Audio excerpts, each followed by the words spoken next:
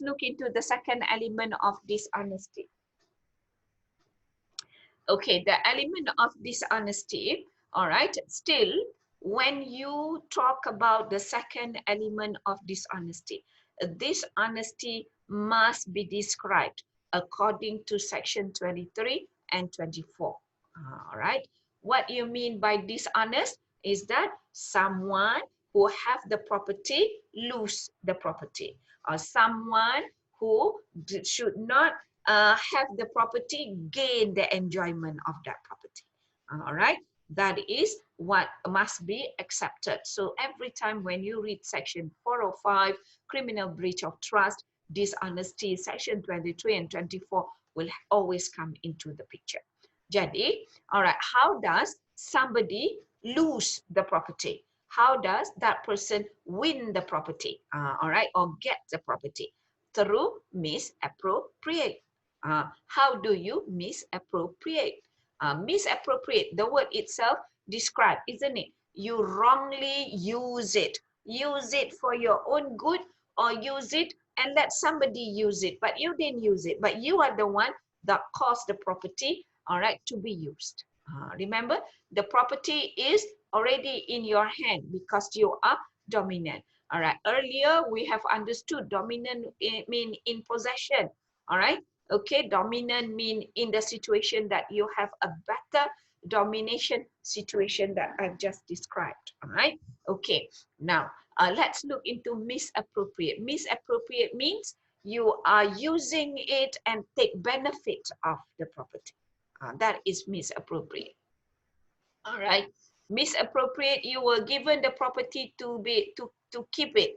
You are given the grant because, all right, you need the certificate of the property, okay, for you to go to the land office. For when you pay for the charges, they will stamp it on the grant. So let's say the owner is not in Malaysia, you were supposed to do that. Every year the owner send money to you, you are to go to the land office and pay that money as whatever fees necessary and get it stamped on the grant. Those were among the old system of paying, all right, tax or upper realty tax on the property. That is the old system. Nowadays, when you pay the system, you just take the money that is given to you, you go and pay. You do not have to have it stamped on your grant. Remember, okay, when you pay long ago, if you all right, you have a car as your property. Every time when you buy road tax, you need to bring the grant, right?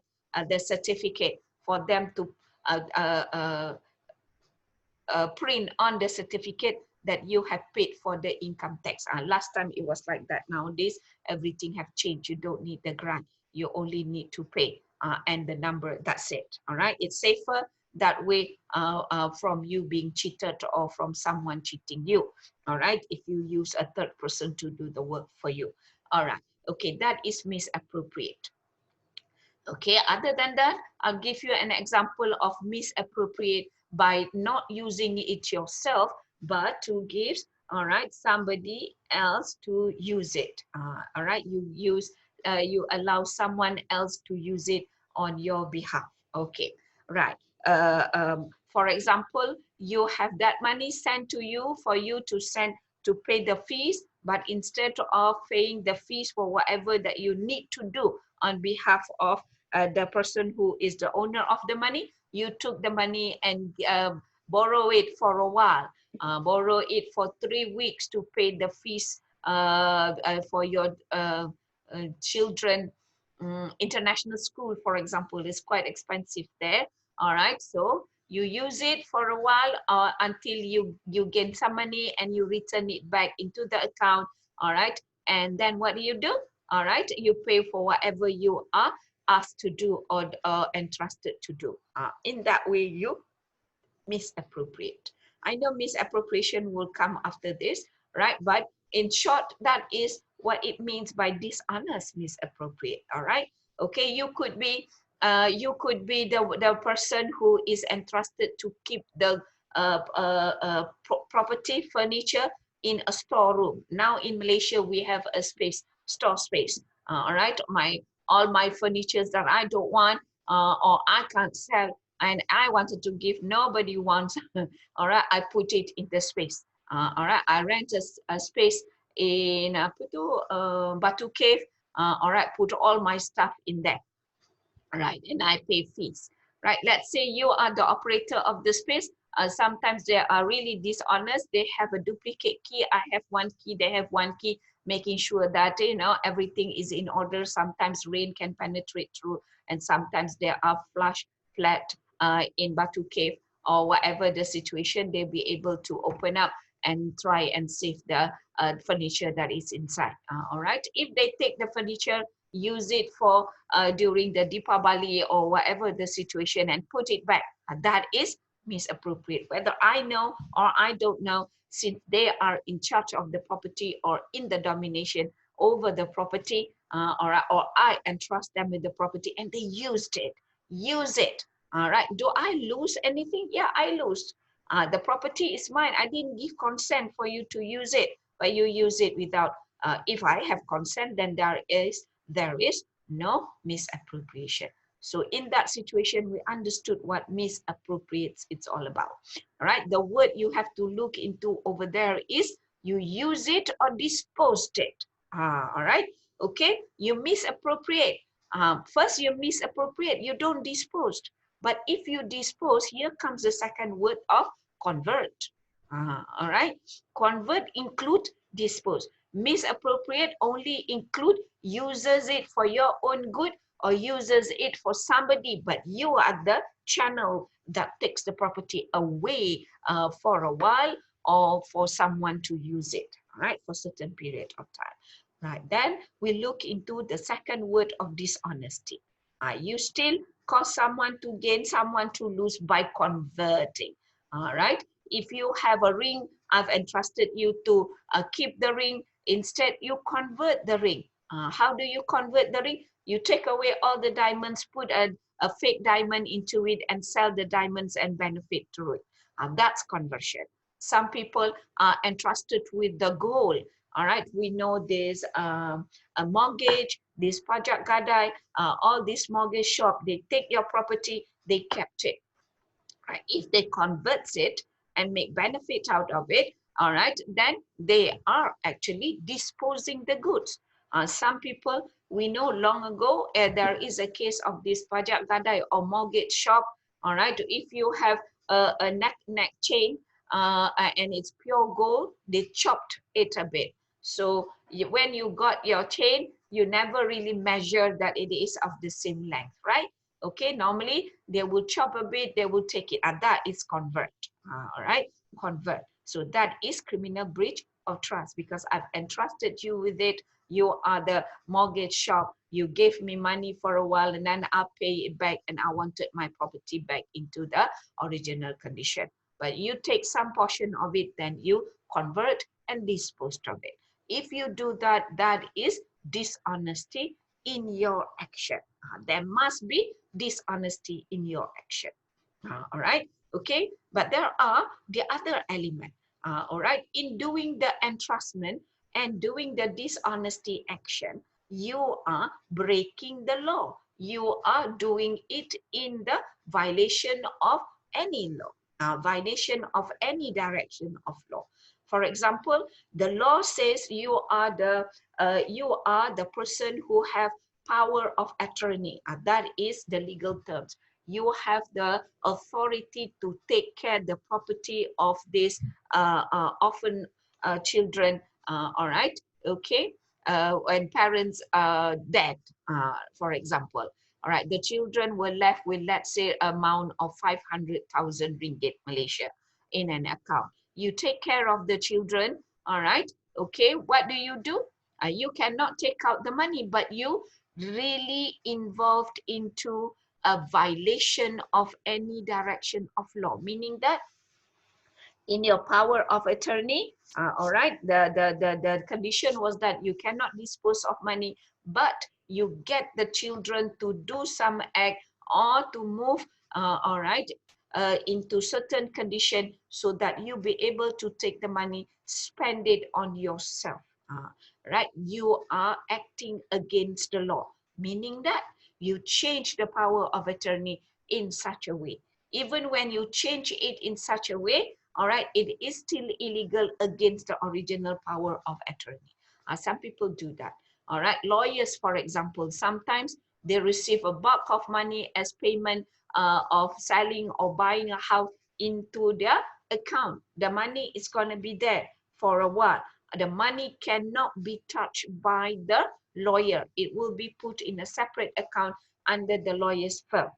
But some lawyers or some lawyers who are not honest, all right, they will break the law. The law says you have to keep it in the account until the settlement of the house, until the grant is clear, until the charges is clear, until the certificate of certificate of sales and purchase have already been approved, or in the case of a land, the transfer have been done by the state's government, all right, land office, something like that.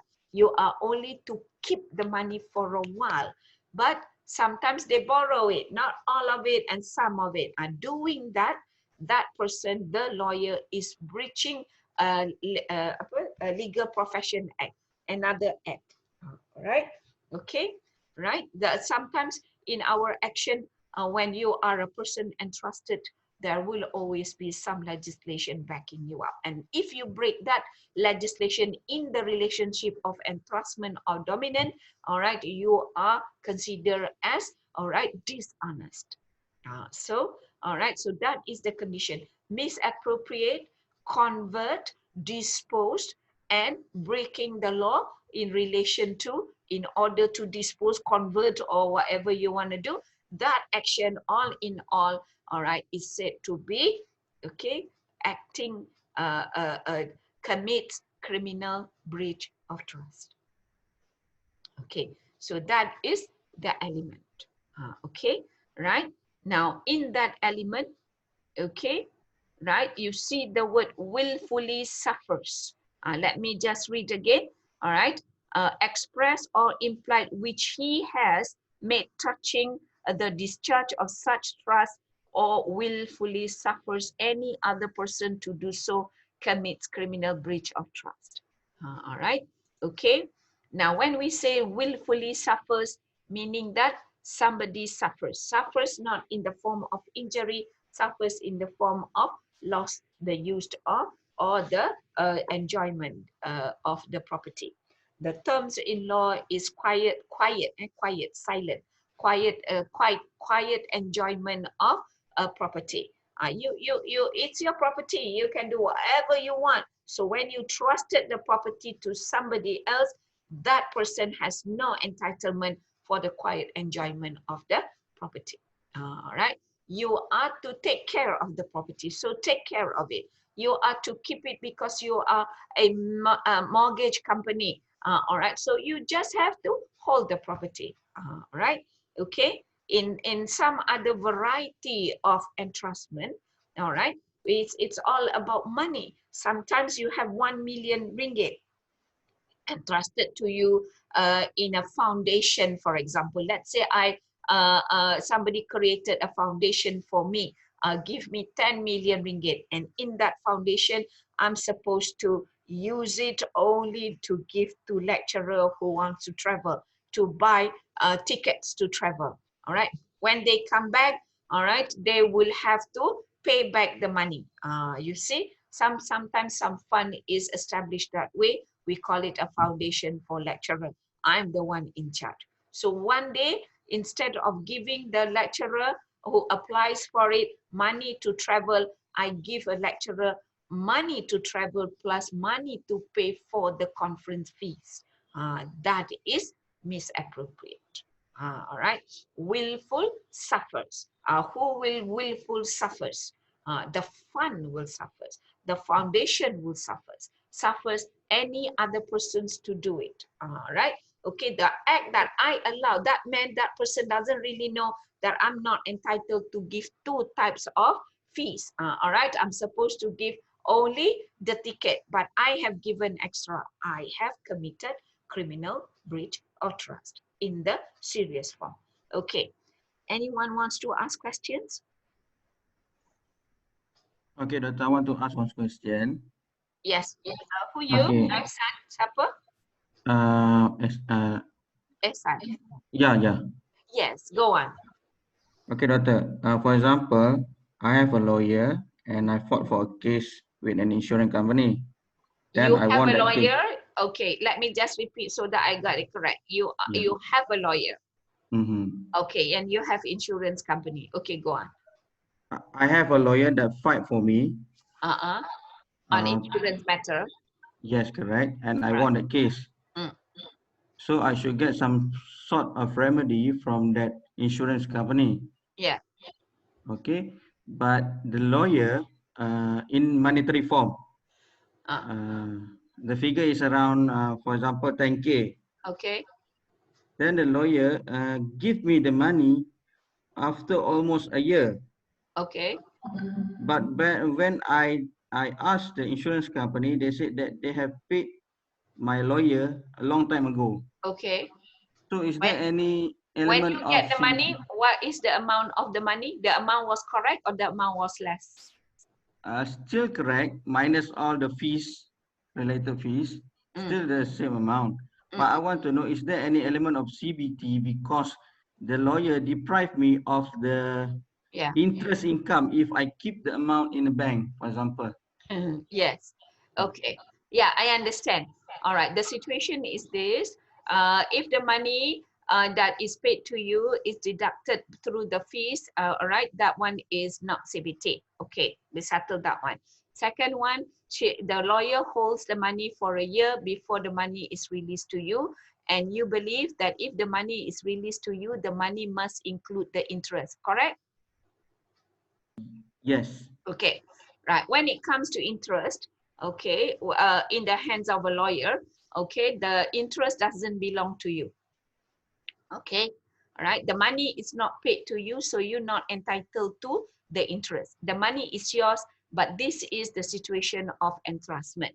The money, the lawyer do all the work. So if this is an accident case, the lawyer will have to prepare 13 documents, 13 types of document to send to the insurance company. The insurance company evaluated it, and the insurance company will have to, all right, agree or disagree. The insurance company will be the one that determine the amount. All right, okay. The lawyer can propose for the amount that the insurance company agree after looking into all the 13 document.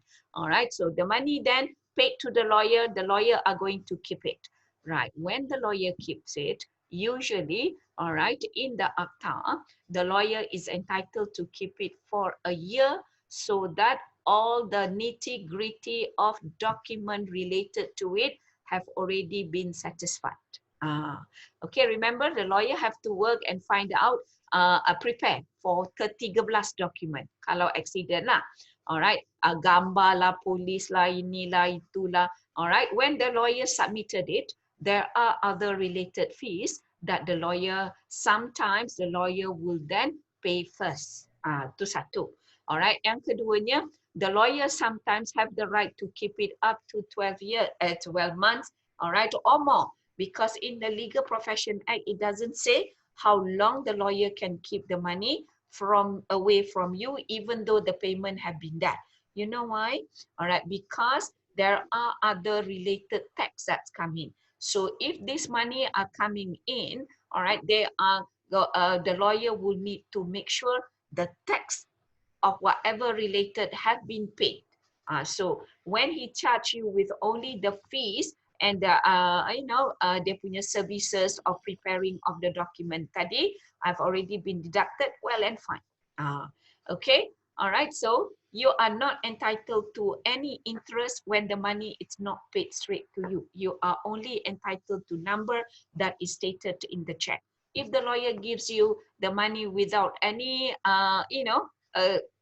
less than whatever it should be minus dia punya fees, okay, there is no CBT there. Right.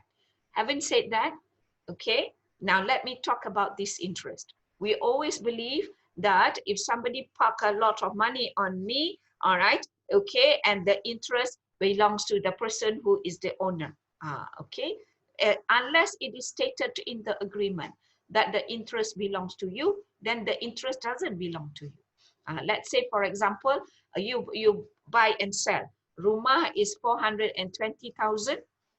All right. You are buying a house. All right. A bank that you make loan will then issue this loan. Okay. Some bank pay straight over there. So, okay, let's look into an example that is easier. All right. You have a house. You want to sell a house. You are not a developer. It's not a new house. You have a house. You want to sell a house. A house that you want to sell is 420,000, right? Okay. Before the document is ready, this 420,000 from the buyer, it's not paid to you. Selalunya you will only receive 10,000 ringgit. That one is not legal, but in Malaysia that is customary. Yeah. Alright, so you dapat dulu 10%, 42,000.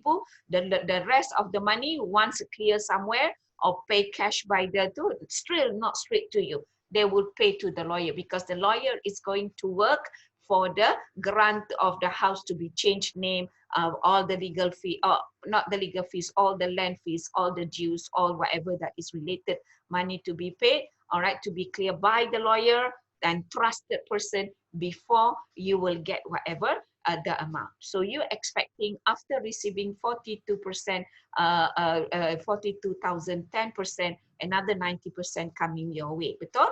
All right, but that 90% will be deducted. Okay, we're not talking about the deduction you know and understand and accept it well. We're talking about the interest of that 90%. That interest of that 90% is not yours unless in the agreement of your sales and purchase, it says so. Because the akta kata, all right, okay, you are only entitled to whatever the agreement between your sales and purchase. Sebab tu you have to be very careful to look into the agreement of sales and purchase. Some lawyer, all right, okay, because the lawyer are not required to give that interest that they kept. Sometimes the money that is kept in their account for 3 years or some situation, the cases that I have seen about 15 years tak release lagi pasal ada banyak pajak gadai with regards to the land. Alright, okay, so in that situation, the interest is not mentioned, the interest is not the client's. The client only gets that, right? Okay, and this is not only your problem, this is also the problem between the government account. Right, let's say when a government have a surplus, they make a lot of money. All right, after paying all whatever hutang semua, there are some surplus from one department or ministry. Usually in Malaysia, if that surplus is happening, all right, okay, some tourism ministry long ago made a lot of money. All right, after paying whatever necessary, divided among the states, this money will be a surplus. The surplus money will be given to the education under MARA, Yayasan MARA. Those were the agreement in the system. All right, and MARA, whenever they receive the money, they will keep it. And wherever interest generated from it, if they beli bangunan ke whatever that makes profit out of the money that the government park in MARA, M-A-R-A, all right, okay, or now PTPTN, all right, that money, okay, will be staying there, but the interest will be used for something else. Pay for the loan, give a loan, give a scholarship, right? But the interest doesn't belong to the owner of the ministry who parks the money. The ministry one day can summon for the money to be returned back to them because they need it, and MARA will return it back. All right, okay. These are the shortcut version of understanding about interest. Boleh faham? Thank you, faham. Very Macam tu comprehensive. Okay, jadi next time kalau apa-apa pun, if you think you want the interest, you ask the lawyer to draft it. And some lawyer will not draft the interest, that the interest is yours. Okay? Not a problem. Yeah, macam tu lah ya.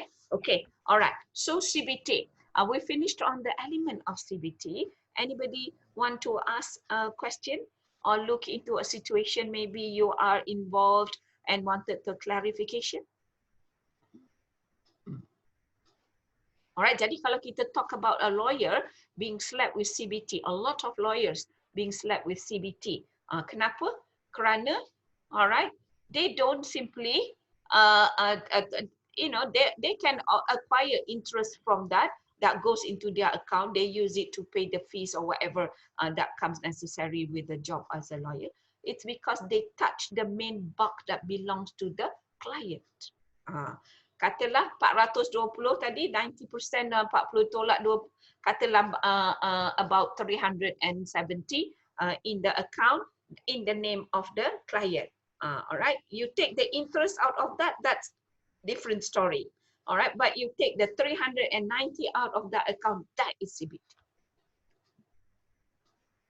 And in the Legal Profession Act, all right, that legislation says if CBT happens on a lawyer will be punished by the Bar Council, that is the institution that handles lawyers, all right, or you can charge the lawyer with CBT under the penal code.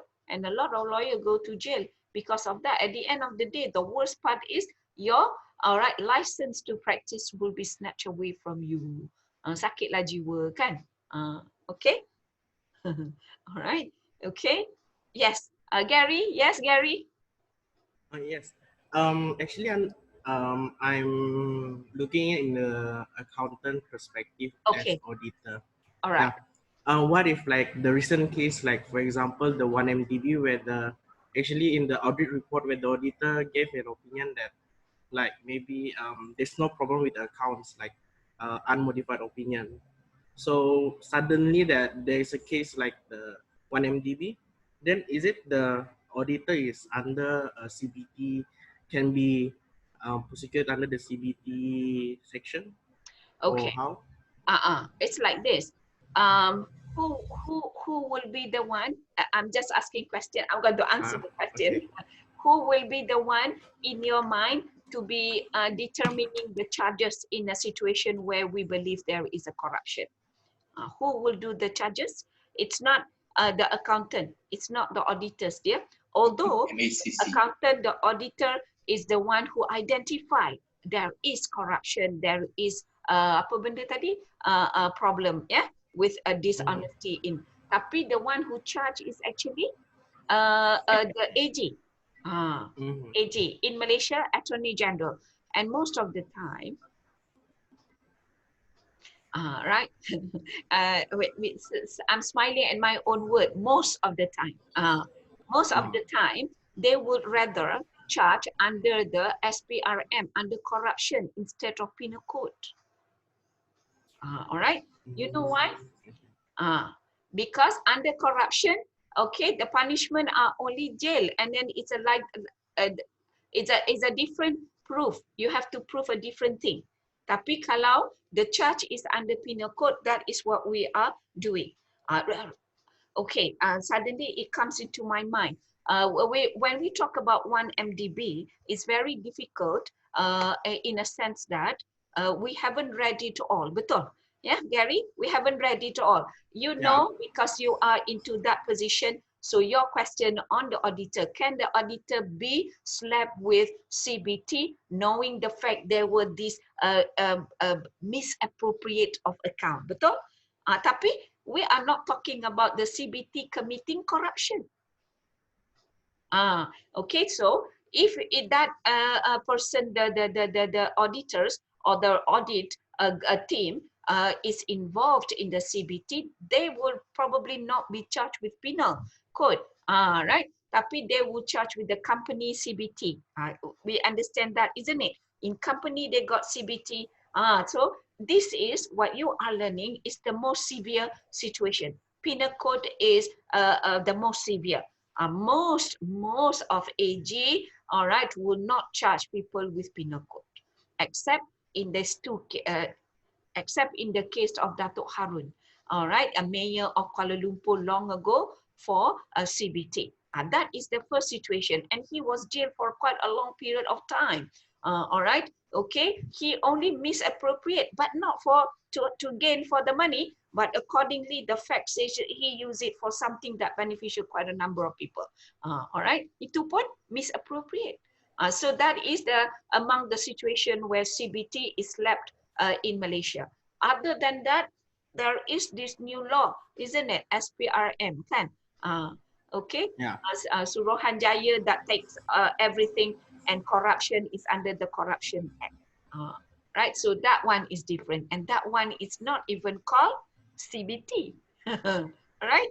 They tak peduli, they don't really care about the word entrustment and dominant. They care about the action of taking it. It's more like cheating, but because they put it in a different act, they named it corruption. Boleh Gary? Okay. Now, Boleh, if you boleh. are interested to look into that one, then maybe itu that come across my mind just now. Look into the case of Pewaja Steel ataupun the case of Eric Chia. The case cited is in the Chinese name. Tapi sometimes if you Google the case of Pewaja, case Pewaja corruption, Pewaja Steel. Long ago in Terengganu, there is this big company under the establishment. At that particular time, Mahathir was the prime minister. They use all this scrap steel, scrap metals, sent to this factory. It's a refurbished factory daripada Bukit Timah factory long time ago. All right, in negeri Terengganu. All right, and all this steel will be changed into a piling steel yang all the steel yang panjang, the long steel for you to do that. All right, they make a big business. Everybody is stealing steel everywhere to send it to the lorry to convert over there, and they pay you money. So Pewaja Steel make a lot of money. But the Pewaja Steel director or the president was appointed by Mahathir, and he is called Eric Chia. Of course, he got a Chinese a Chinese name. All right, but I remember him as Eric Chia. Over there, he did a lot of cheating. Cheating in the sense that cheating in our sense, right? Meaning that he takes the money, he creates a company that is a sham where he will then take the money. He takes the money, he pays it to this account, to this the name of the company that is definitely in existence, but the company doesn't take money. The company is in existence giving a service for free. So he been paying this company money until, all right, an auditor who looks into the book realized there is, all right, okay, apa kita panggil? Corruption. So he ada 7 account, if I'm not mistaken, that he cheated, right? When he created a company for the children, all right, that is theft. Right? When he used a company that is a free company that doesn't pay for the service, that is cheating, misappropriation, and CBT. But he was not charged under the penal code. Okay, so therefore, sometimes, most of the time, when we read these corruption cases, all right, a lot of people who are the layman, the ordinary civilian, will always think that it is CBT, but it is not CBT. Okay, all right. In the CBT, the AG, my student used to tell me they don't like to charge under CBT because it was very difficult to establish this entrustment and dishonesty in the entrustment. Meaning that, okay, sometimes you are a minister, you are the prime minister. Yeah, so when prime minister work, what is the office hour of prime minister? According to the federal constitution, all the time. So when he conducted a meeting to approve at 4 o'clock in the morning, the meeting is legitimate. So he didn't dominate the other fella to do the work for him. Right? He is legitimately allowed to have the meeting at 4 o'clock in the morning.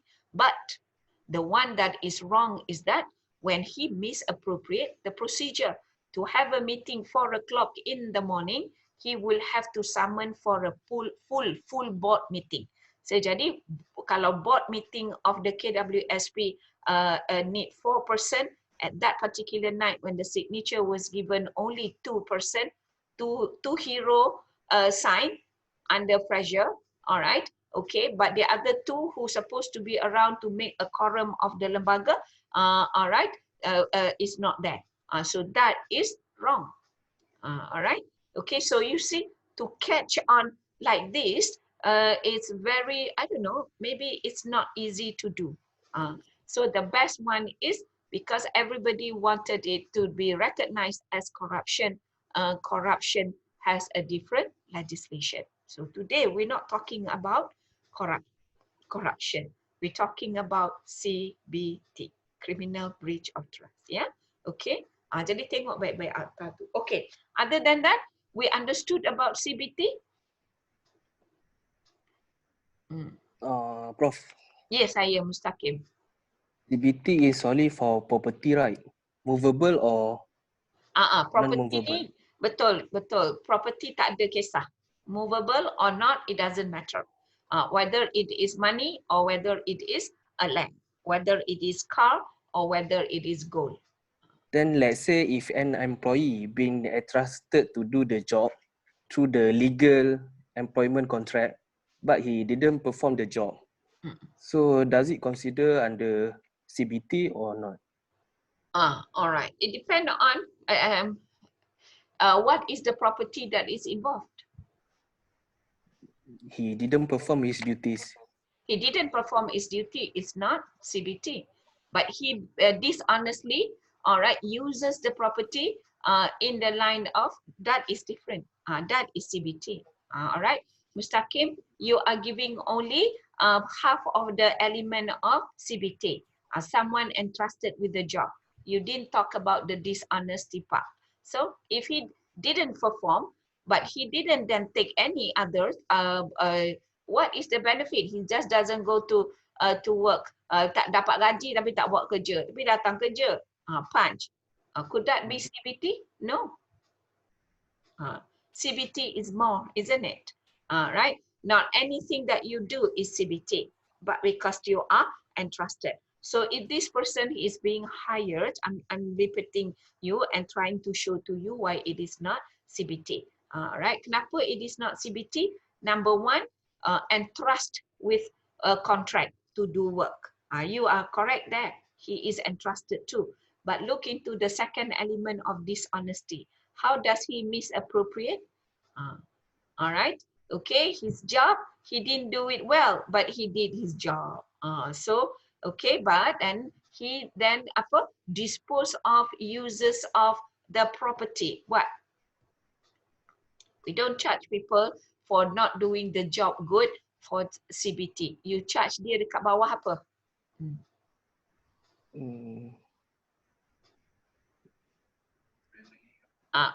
Kalau dia pegawai kerajaan, look into the JPA, alright, non-performance.